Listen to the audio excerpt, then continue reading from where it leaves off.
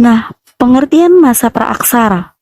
Masa praaksara atau prasejarah atau nirleka yang artinya itu tidak ada, leka itu artinya tulisan, adalah istilah yang digunakan untuk merujuk kepada masa di mana catatan sejarah yang tertulis belum tersedia. Dengan kata lain, masa praaksara berarti zaman sebelum ditemukannya tulisan, atau zaman sebelum manusia mengenal tulisan. Masa berakhirnya zaman praaksara tidak sama di masing-masing wilayah. Misalnya di Mesir kuno 3000 tahun sebelum Masehi sudah ditemukan peninggalan tertulis berupa huruf hieroglif.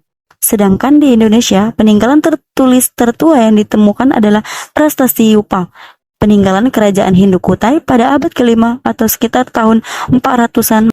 Selanjutnya, kapan zaman tersebut dimulai? Berikut penjelasannya. Meskipun belum diketahui secara pasti dan belum bisa dibuktikan, namun yang pasti masa praksara dimulai sejak manusia purba mulai terapar di muka bumi. Pada zaman Noe-Joikum atau Kainao-Joikum yang terjadi kurang lebih 65 juta tahun yang lalu, bumi sudah mulai stabil, sehingga kehidupan semakin berkembang. Noe-Joikum dibagi menjadi dua, yaitu zaman tersier atau zaman ketiga, serta zaman kuarter atau zaman keempat. Pada zaman tersier, binatang besar mulai berkurang, tergantikan oleh jenis binatang menyusui, misalnya kera dan monyet. Sementara itu, pada zaman kuarter, mulai muncul tanda-tanda adanya kehidupan manusia purba. Zaman kuarter sendiri terbagi ke dalam dua masa, yakni masa Pleistosen yang merupakan awal kehidupan manusia dan seringkali disebut sebagai zaman es, serta masa Holosen yang merupakan awal kemunculan Homo sapiens yang diyakini sebagai nenek moyang dari masa modern. Oke, selanjutnya bagaimana cara hidup di masa praaksara? Melihat masa zaman es yang pastinya begitu sulit dilewati tanpa cara hidup yang menyesuaikan, pastilah manusia purba yang hidup di masa praaksara memiliki cara hidup tersendiri.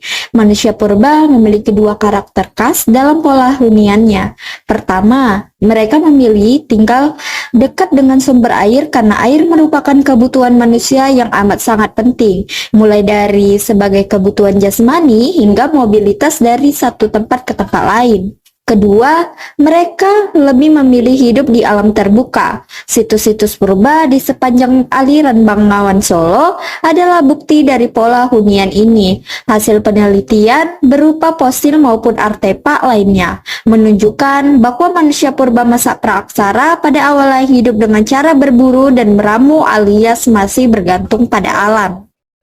Karena itu, mereka juga berpindah-pindah seiring dengan ketersediaan makanan. Masa ini disebut pula dengan masa food gathering. Setelah masa food gathering, mereka mulai mengenal masa food producing. Tidak hanya mengumpulkan makanan, manusia purba juga mulai melakukan kegiatan bercocok tanam untuk mengusahakan makanannya. Jika tanah sudah habis, mereka akan mencari lahan baru. Mereka mulai menebang, bahkan membakar hutan. Jadi kalau masih ada pelaku pembakaran hutan di tahun 2024 ini, mungkin dia hidup pada zaman yang salah. Manusia purba masa praaksara juga memiliki sistem kepercayaan loh. Ada 3 sistem kepercayaan yang diyakini merupakan bagian dari masa praaksara. Pertama, animisme yang mempercayai pengaruh roh nenek moyang bagi kehidupannya. Kedua, dinamisme yang mempercayai kekuatan suatu benda dalam mempengaruhi kehidupannya. Ketiga, totemisme yang mempercayai kekuatan hewan yang dianggap suci. Semua hal ini dapat ditemukan dari hasil penelitian arkeolog baik berupa fosil maupun artefak. Selanjutnya adalah siapa saja manusia purba yang hidup di zaman praaksara? Nah, kalian tahu tidak bahwa terdapat 3 manusia yang hidup di zaman praaksara? Yang pertama, Meganthropus paleojavanicus, yang kedua, Pithecanthropus erectus, dan ketiga, Homo. Yang pertama, Meganthropus paleojavanicus. Meganthropus paleojavanicus adalah manusia purba tertua di Indonesia, yang hidup sekitar 1-2 juta tahun yang lalu. Nama ini berasal dari kata mega yang berarti besar, anthropos yang berarti manusia, paleo yang berarti tua, dan javanicus yang berarti Jawa. Manusia purba ini diperkirakan hidup dengan cara nomaden dan mengandalkan alam untuk bertahan hidup. Manusia purba paling tua di Jawa ini memiliki tubuh besar dan kekar. Rahangnya besar, tulangnya tebal, dan keningnya menonjol. Meganthropus paleojavanicus hidup kira-kira 2 juta tahun sebelum Masehi.